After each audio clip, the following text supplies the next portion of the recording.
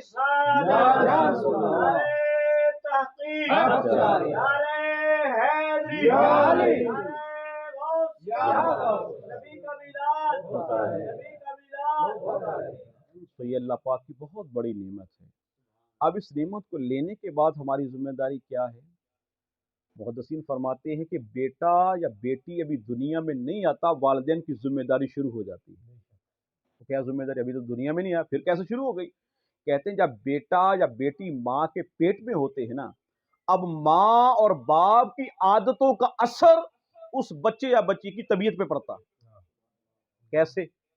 باپ رزق کیسا کما رہا ہے، اگر اس کے حلال کما رہا ہو تو بچے پر اثر پڑتا ہے۔ ماں کی عادتیں کیا ہیں؟ چگلیاں تو نہیں کرتی، غیبت تو نہیں کرتی، چوری تو نہیں کرتی۔ جس طرح کی دوران حمل عادتیں اپنائیں گے والدین، ویسے ہی بچے کی صحت اور اس کی زندگی پر اس کا اثر پڑے گا۔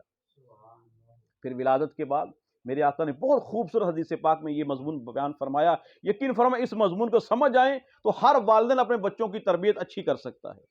میرے آقا نے فرمایا اپنے بچے کے پہلے 7 سال جو ہے نا، بچے کو بادشاہ بنا کے رکھو۔ کیا کر کے رکھو؟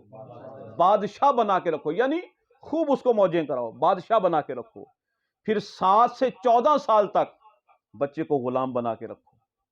پھر 14 سے 21 سال تک بچے کو وزیر بنا کے رکھو۔ اب اس حدیث پر تھوڑی سی شرح کی بات کرتے ہیں۔ پہلے 7 سال بادشاہ بنا کے رکھو، یعنی اس کی مانو، جو کہے وہ مانو۔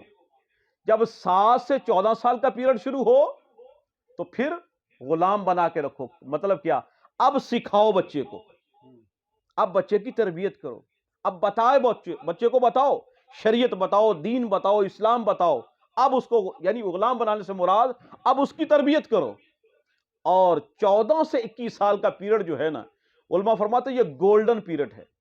یہی وہ وقت ہے جس وقت کے اندر بچہ یا آباد ہو سکتا ہے یا برباد ہو سکتا ہے۔ یہ آپ نے بھی دیکھا 14 سے 21 سال، یہ ہے بچے کا وہ گولڈن پیریڈ جس کے اندر بچے کی زندگی میں کوئی تبدیلی آ سکتی ہے، بچہ کیا بن سکتا ہے، بچے کے نظریات کیا ہو سکتے ہیں۔ بس انہی 7 سالوں کے اندر بچے کی ساری زندگی کا دار و مدار انہی 7 سالوں پہ ہوگا۔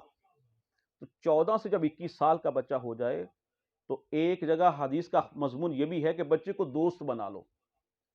حضور نے فرمایا دوست بنا بچے کو، مطلب کیا کہ اپنے قریب رکھو، اپنے پاس رکھو، کہیں جاؤ تو ساتھ لے جاؤ۔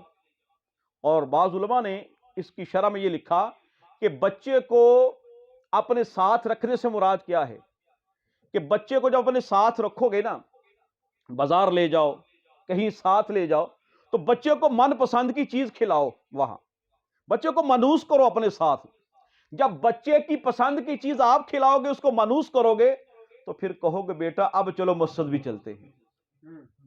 تو اب بات مانے گا بیٹا آپ کی، آؤٹنگ پہ لے جاؤ، جیسے دوستوں کے ساتھ جاتے، بیٹے کو دوست بناؤ۔ ہم کیا کرتے ہیں، یاریاں دوسروں سے لگاتے ہیں تو کہتے ہیں بچہ پتہ نہیں بات نہیں مانتا۔ بھی کیسے بات مانے؟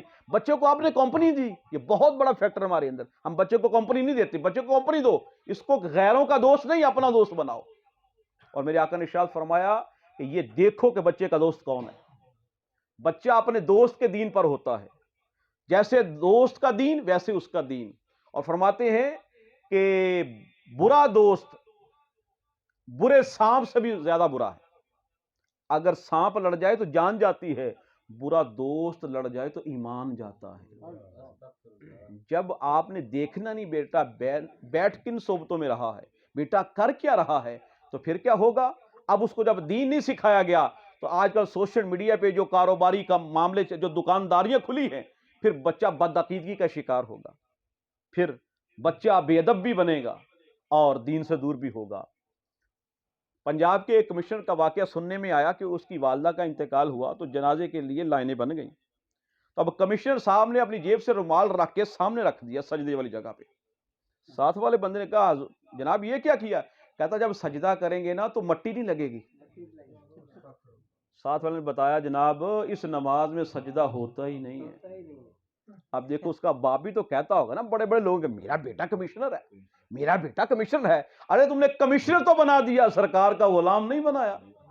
اس کو دین سکھایا ہوتا، اس کو نماز سکھائی ہوتی، اس کو تم نے سرکار کی محبت دی ہوتی، اس کو جنازہ سکھایا ہوتا، آج یہ ایسے نہ کرتا بلکہ مصلی پہ کھڑا ہو کے خود اپنی والدہ کا جنازہ پڑھاتا۔ آج کل والدین کو فخر ہوتا ہے، میرا بیٹا انجینئر بن گیا جی، میرا بیٹا ڈاکٹر۔ اسلام منع نہیں کرتا ایسے کام کرواؤ، انجینئر بناؤ، ڈاکٹر بناؤ، لیکن انجینئر وہ بناؤ جو سرکار کا نوکر نظر آئے، ڈاکٹر بھی وہ بنائے جو سرکار کا بھی نوکر نظر آئے۔ یہ نہ ہو کہ اس کی تربیت ایسی ہو کہ اس کو فاتحہ پڑھنی بھی نہ آتی ہو۔ میرے آقا نے ارشاد فرمایا قیامت والے دن جس بچے نے قرآن پاک کو حفظ کیا، اپنے سینے میں محفوظ کیا، تو اللہ پاک 10 ایسے افراد کی شفاعت اس کے حق میں قبول کر لے گا جن پر جہنم واجب ہو چکا ہوگا، یعنی فائنل ہو گیا، نامہ اعمال تولے گئے، یہ جہنمی ہے۔ اب 10 افراد جن کا فائنل ہو گیا یہ جہنمی ہے، یہ حافظ قرآن ان 10 کی شفاعت کر کے جنت میں داخل کروا سکے گا۔ اب دیکھو یہ فضیلت، یہ کمال کسی اور منصب پہ نہیں دیا گیا، کسی ایس ایچ او کے بارے میں نہیں کہا گیا کہ وہ قیامت والے دن ایسا کرے گا، کسی بڑے سے بڑے وزیر کے بارے میں نہیں کہا گیا۔ اللہ کے قرآن کو سینے میں رکھنے والے کو یہ انعام ملے گا کہ 10 افراد کی شفاعت کروا سکے گا۔ اور میرے آقا نے فرمایا عابد اور عالم یہ دونوں جب اللہ کی بارگاہ میں پیش ہوں گے تو اللہ فرمائے گا عابد کو کہ تم جنت میں چلے جاؤ، عالم کو اللہ فرمائے گا رک جاؤ، وہ کہے گا مولا مجھے کیوں روکا؟ اللہ فرمائے گا لا تعداد افراد کی شفاعت تیرے ذمہ لگا دی گئی۔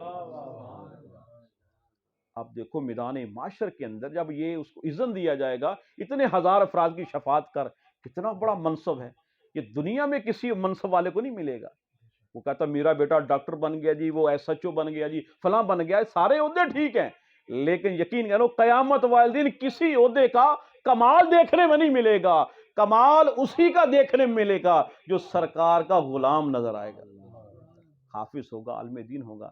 تو اپنے بچوں کو حافظ بناؤ، عالم دین بناؤ، دین کی محبت سکھاؤ۔ میرے آقا نے ارشاد فرمایا اپنے بیٹے اپنی